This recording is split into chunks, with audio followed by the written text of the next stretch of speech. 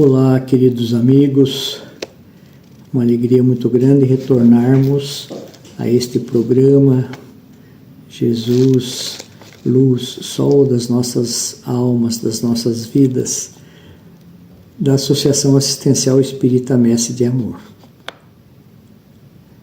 Estamos trabalhando o livro Há Flores no Caminho, de Amélia Rodrigues, e hoje vamos trabalhar o capítulo 17, o condutor autêntico. Que o Mestre Jesus, então, nos ampare e abençoe hoje e sempre. Nós começamos lembrando que Amélia Rodrigues nos fala, no início do capítulo, que a palavra do Mestre ganhava as províncias das almas, dirimindo conflitos, orientando comportamentos, estabelecendo métodos para a aquisição da felicidade. Após o contato com o povo, que vinha carregado de dores, terminado então o trabalho exaustivo do dia a dia, quando o silêncio da noite convidava o Colégio Galileu, Jesus e os seus discípulos à reflexão e ao fortalecimento das forças, então os discípulos incipientes em aprendizagem libertadora apresentavam interrogações ao Mestre. Eram homens rudes, simples, mas todavia não eram espíritos ignorantes, nos diz a benfeitora Amélia Rodrigues. Quem eram esses discípulos? Eram espíritos preparados para o trabalho com o Mestre. Não há improviso na obra divina. Porém, como nós todos sabemos, eles exerciam funções simples. Eram pescadores, eram homens do povo e foram capazes dos mais vigorosos testemunhos, como nós vemos depois nos evangelhos escritos pelos 4 evangelistas. E essas interrogações que se faziam à noite depois do cansativo trabalho ali no Colégio Galileu eram interrogações daquilo que assaltava a mente dos discípulos durante os trabalhos do dia. Prossegue então Amélia Rodrigues, que eles mergulharam na carne, nas condições de trabalhadores humildes, para que melhor se pudessem doar a tarefa do reino de Deus a que serviriam, sem as complexidades perturbantes das coisas nenhumas do mundo. Então, essas preocupações, essas distrações que a maioria de nós temos. Então, os discípulos asfixiavam nos tecidos da pobreza as ambições desvanecedoras do mundo e aclimatavam-se nas profissões árduas do cotidiano a fim de não estranharem as pelejas fortes junto à gleba humana para arrotear. Veja só, eles estavam sendo preparados na pobreza para não ter as ambições do mundo, para não ter as ambições do poder, para não ter as ambições do prestígio, e trabalhavam ali duramente como pessoas do povo que o dia todo passavam nas barcas, pescando, trabalhando de uma forma ou de outra, nas profissões árduas, a fim de não estranharem as pelejas que os aguardavam lá na frente. O que a Amélia Rodrigues quis dizer aqui é que a pobreza e o anonimato são defesas para o nosso ego, ainda tão frágil, tão sujeito às tentações de toda a ordem deste mundo que nos distrai. A Amélia Rodrigues prossegue dizendo que eles viam, no entanto, a petulância em trânsito de dominação e a arrogância dos fariseus, que estavam preocupados em dificultar-lhes o ministério, embora as chagas morais que eles disfarçavam sob indumentárias custosas. Os fariseus arrogantes, os detentores do poder naquela época, procuravam atrapalhar o serviço dos galileus, dos que estavam na casa do caminho, embora as chagas morais que eles ocultavam. Então, eram pessoas que tinham dificuldades morais muito grandes. Prossegue Amélia. Receavam os dominadores de um dia que o túmulo iria receber, nivelando-os na vala comum da terra com os desocupados e os infelizes, receavam os destituídos de títulos, sem honrarias nem destaque. Eles meditavam também quanto à majestosa personalidade do mestre, que os enfrentava impertérrito, com natural sobranceria, sem os recear nem os evitar. Impertérrito é uma palavra que significa aquele que não se deixa perturbar, que não treme. Então, a pessoa corajosa, destemida, Jesus era assim. Jesus não receava enfrentar esses poderosos, mas eles sim, eles receavam, porque a personalidade de Jesus era majestosa, era imponente. Quando ele chegava, todos os olhares se dirigiam para ele. Então, esses dominadores tinham medo de Jesus e do seu colégio. E Jesus tinha uma coragem que era a coragem do espírito puro, aquele que não tem medo, mas também não tem arrogância, só que a sua personalidade, a sua austeridade impunha um terror para os fariseus.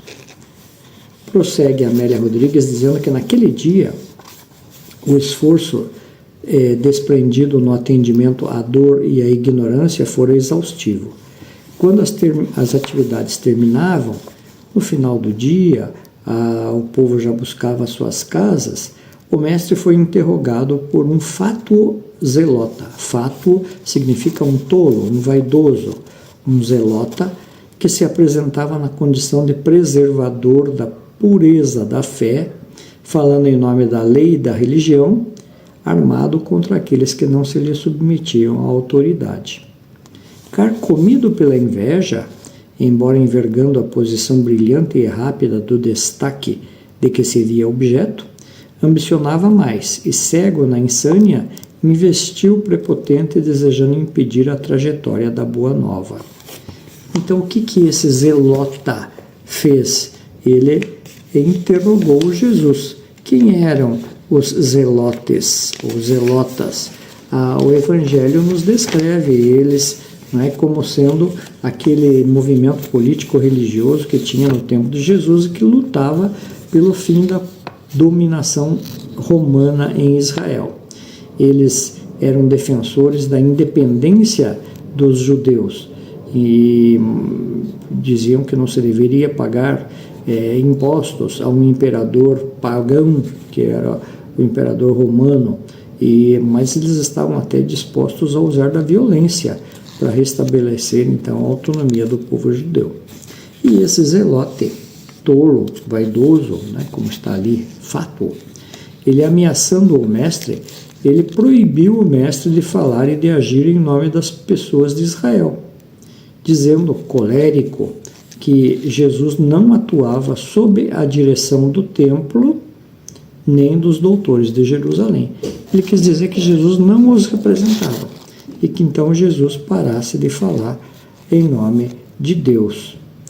E prossegue Amélia dizendo que, iludido em si mesmo, ele se vangloriou das credenciais de que ele se dizia investido, porque ele era uma autoridade religiosa, e como não recebesse nenhuma resposta do Mestre Jesus, nenhuma reação do Rabi, e o zelote olhou em volta e bateu em retirada, e foi lá buscar o local onde ele trabalhava lá com outros poderosos enganados. Então Amélia diz que o Senhor sequer parecera notar-lhe a presença, não teceu comentário algum.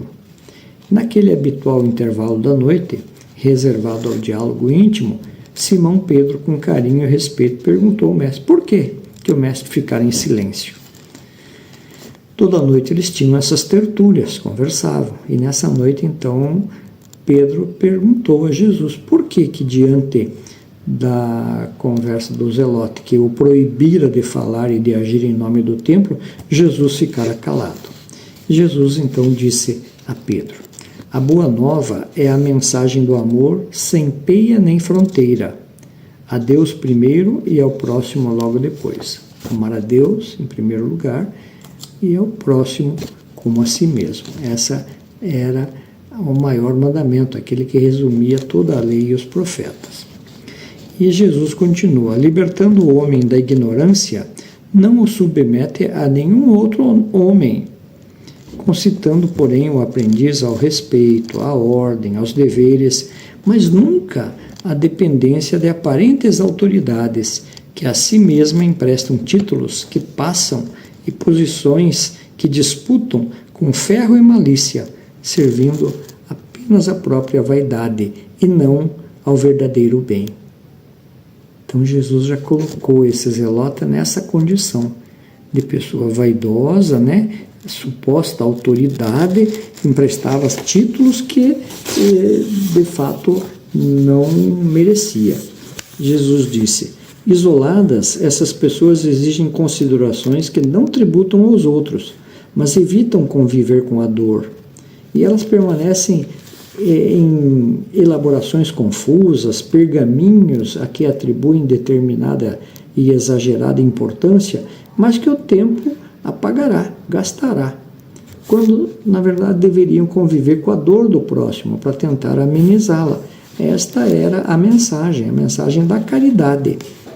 Porém, eles se refugiavam e temiam o contato com o povo, porque na verdade detestavam o povo e eram muito inseguras nos cargos que eles ocupavam, com medo de que alguém do povo fosse lá e os retirasse daquele cargo e tomasse o seu lugar. Ainda hoje nós encontramos autoridades assim, na nossa vida diária, escondendo-se atrás dos cargos, do seu poder, do seu suposto grandiosidade, mas inseguros, né, temerosos de perder aquilo que lhes dá importância. Sem aquilo, qual o seu valor? E Jesus continua falando a Pedro: o discípulo do Evangelho é alguém que descobre a felicidade de servir ao bem e ao amor, jamais temendo os vaidosos, os enganados, estejam eles onde quer que se encontrem. Por amor, avançam às vezes a sós, ligados ao Pai, nunca, porém, submetidos aos critérios das paixões humanas. Serão incompreendidos e perseguidos, padecendo embates que lhes moverão aqueles que não se lhes submetam. No entanto, não lhes temerão nem lhes desejarão servir. Então, estes que são discípulos do Evangelho serão incompreendidos. Jesus já prenunciava e sofrerão diversos ataques daqueles que querem combatê-los, né? Porque estes discípulos do Evangelho não se lhes submetem. Mas Jesus disse: afinal, esses discípulos do Evangelho alcançarão a meta, o divino fanal da fidelidade a mim, que os acompanharei sempre na soledade e nos sofrimentos que carpirem. De novo a promessa de Jesus, que estará sempre ao nosso lado até o fim dos tempos. Aqui então Jesus fala dos cristãos que se decidem pelo bem, pelo trabalho, que renunciam a essa porta larga dos prazeres, dos poderes enganosos, dos conchavos, das falcatruas, que evitam, não é, se aliar a esses poderosos de um dia, né, que poderiam tornar eventualmente mais suave o seu caminho, mas que é um caminho enganoso. Por isso que Jesus disse: procurai a porta estreita. Amélia Rodrigues fala que havia nas palavras do Senhor uma diretriz segura para os servidores do Evangelho de todos os tempos. Como Pedro, então, reconfortado, voltasse a perguntar, mas quem é que seriam os condutores do futuro? Então Jesus falou: os que mais amarem. Os que mais amarem serão os condutores do futuro, os que seguirão à frente, porque estarão dotados de mais abnegação e de mais força. Esses é que irão à frente, eleitos então pelo espírito de solidariedade e de renúncia, exemplos vivos da caridade. Muitos homens ambicionarão o poder espiritual, mas perderão a si mesmo e aos que se lhes submeteram na cegueira, que os dominará. Os discípulos sinceros serão conhecidos, se distinguirão, porque eles não tombarão nessas tramas urdidas pelos astutos, exceto se deixarem também consumir fora da prece e da vigilância. É um alerta que Jesus faz para todo aquele que quer ser discípulo do Evangelho. Não se perder nas tramas dos astutos, prestar atenção, porque as pessoas inteligentes, elas são muito perigosas, elas convencem e elas aliciam para que os discípulos do Evangelho se percam e queiram as coisas do mundo, ao invés das coisas espirituais. Por isso, mais uma vez, Jesus nos fala: olhai, orai e vigiai. Meditar sempre, ponderar e analisar se aquilo está de acordo com os nossos objetivos, se é isso de fato que nós queremos. Então, nós precisamos lembrar do que Jesus representa para nós, o que Jesus já fez por nós, a mudança que ele já providenciou na nossa vida. Então, o projeto é este, de cristianizar a humanidade. Mas tem que começar por nós, né? Colocando o reino de Deus primeiro em nós, depois em nossa família, por todos aqueles círculos em que nós nos movimentamos. Este é o projeto de cristianização da humanidade. E o nosso modelo é Jesus. Jesus que transplantou a árvore do Evangelho da Palestina para cá, para o Brasil, como está no livro Brasil, Coração do Mundo, Pátria do Evangelho. Então aqui, na mistura dessas três raças tristes, né, do português que foi degradado para cá, do indígena que foi aqui submetido pelo homem branco, do negro que veio mais para cá, escravizado, dessas três raças tristes, na miscigenação dessas três raças é que nós tivemos um povo, que é um povo bom, um povo pacífico, um povo gentil, um povo acolhedor. Por isso que para cá foi transplantada. E nós temos a tarefa de dar prosseguimento a este do Brasil, coração do mundo, pátria do Evangelho. Aqui o Evangelho há de florescer e de servir como um modelo para o resto do mundo. Mas primeiro isso aí tem que começar em nós. E aí, Amélia Rodrigues fala que Pedro pergunta: mas Jesus, como identificá-los? Se eles serão semelhantes no ideal abrasador a que estarão assinalados? Então Jesus olhou as ondulações da montanha e falou, não é? Além do lago sereno, as montanhas, e falou: é natural que todo aquele que se movimenta no vale ou na planície ambicione galgar o monte, ambicione subir essas montanhas. Muito justo que ele invista os seus impulsos para lograr o topo, né, o acume da montanha, a fim de se deslumbrar com a visão esplendorosa. E, de fato, todos nós queremos um dia galgar essa montanha para de lá olhar tudo que nós já passamos na planície, aqui no vale, e estar livre dessas dores. E Jesus fala: dignos de apoio são todos os nobres tentativas, tentames para consegui-lo, sendo credor de ajuda para conseguir chegar lá. Todos, então, devem se esforçar por subir essa montanha. Isto é uma linguagem figurada, porque a destinação da vida é a felicidade. Agora, quem chegando lá, alcançando o ápice, né, da montanha, quem chegando lá, se deslumbre pelo entusiasmo, se engolfe no prazer de desfrutar apenas o que conseguiu, deixando-se vencer pela soberba, e queira então se tornar o dono da montanha, procurando impedir a chegada de outras pessoas, claro está que ele não serve a Jesus, que ele não serve à verdade, que ele não serve senão a si mesmo. E muitos de nós somos assim, esclarecidos pela Boa Nova, orientados pelo ensinamento da doutrina espírita, nós muitas vezes acabamos galgando degraus no monte, subindo a montanha, e chegando lá nos deixamos distrair, porque é tão bela a vista que a gente acaba esquecendo dos outros, esquecendo de que muitos irmãos ainda estão nessa árdua subida e precisam da nossa ajuda.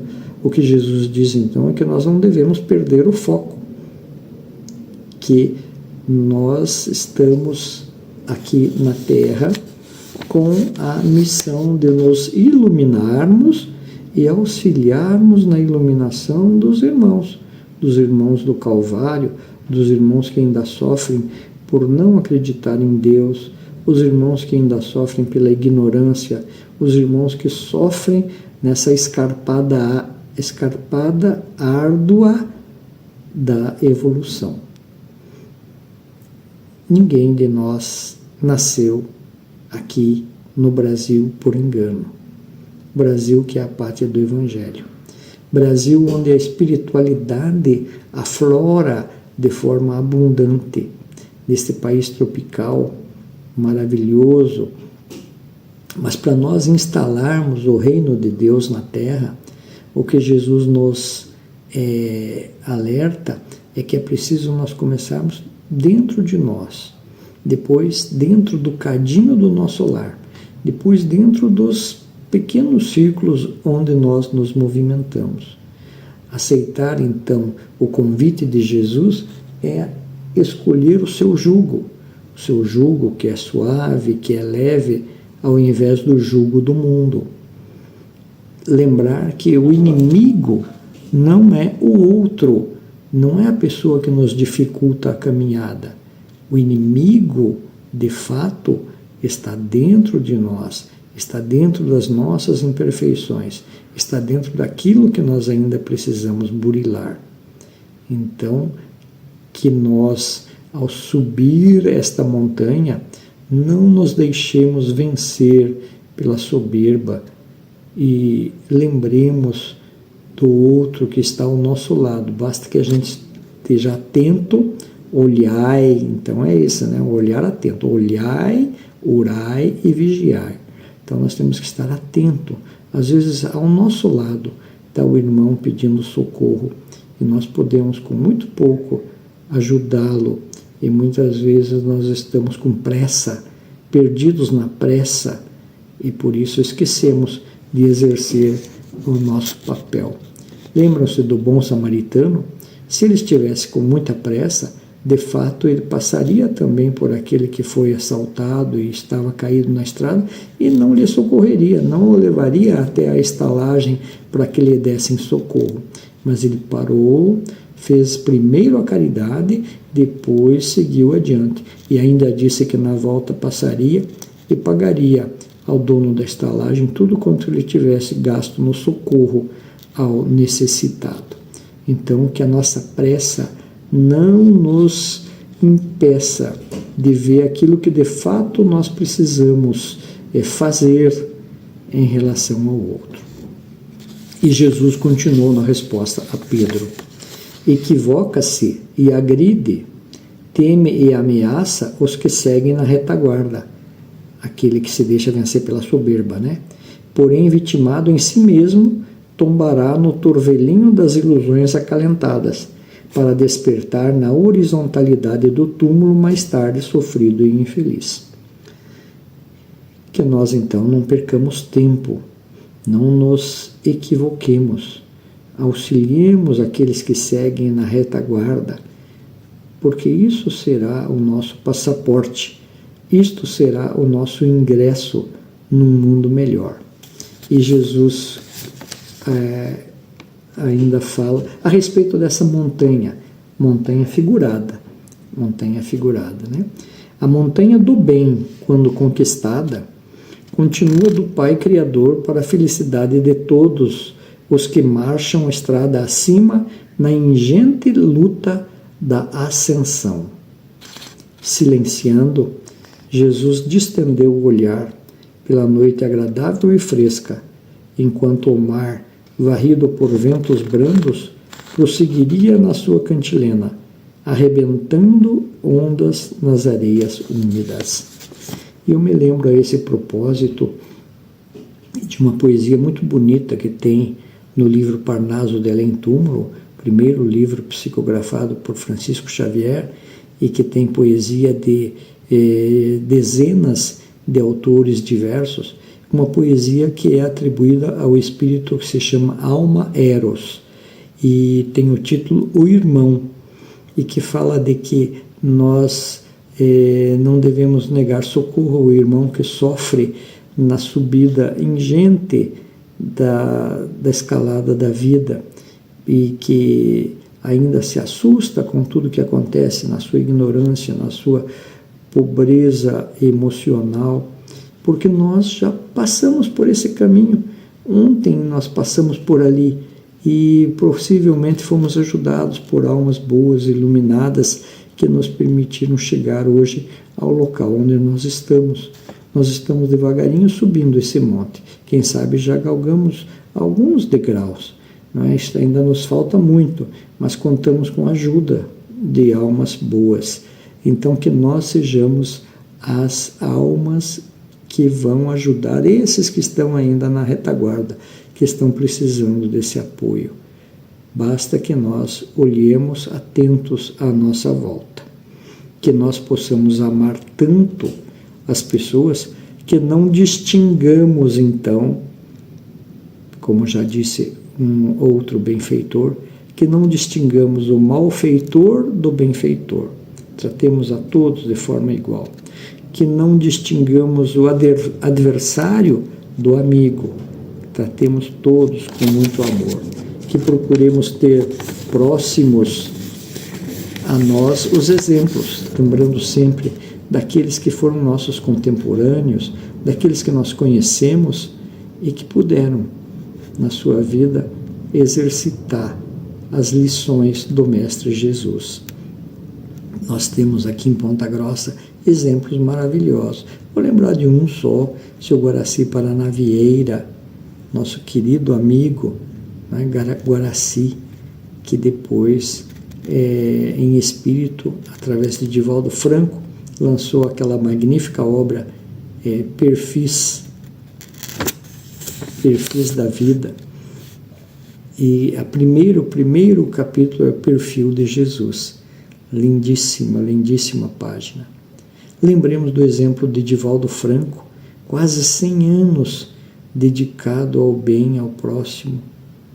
Raul Teixeira, mesmo agora, carpindo uma provação pela falta de poder exprimir-se depois de um AVC, ele continua trazendo para nós o seu exemplo de resignação, de firmeza, de trabalho, continua o trabalho no bem, e segundo ele mesmo disse, atualmente ele trabalha mais durante a noite, ou durante o sono, quando o seu espírito se desprende, do que durante a vigília.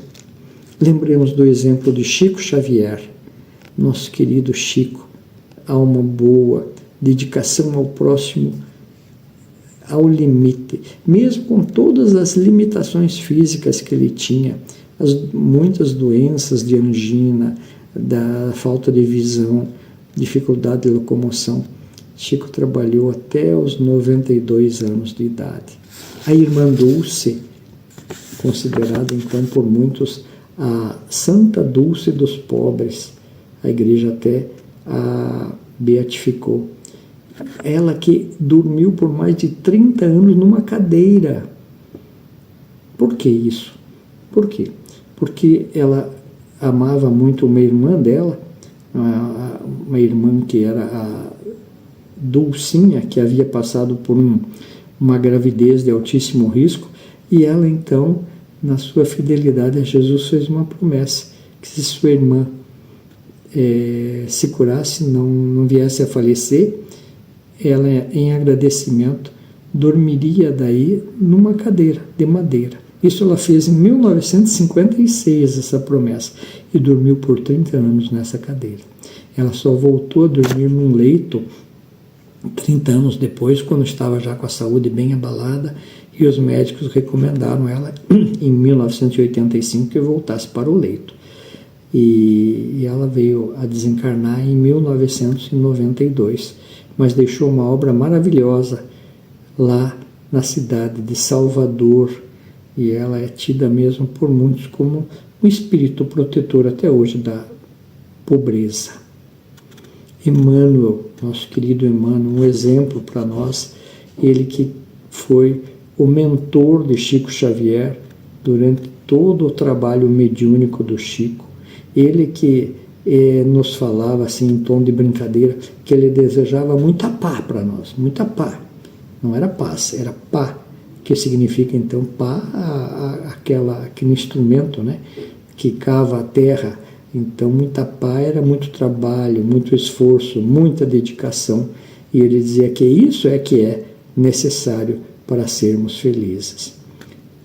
Queridos amigos, que tenhamos muita alegria e muita honra de participar desse exército de trabalhadores do nosso Mestre Jesus.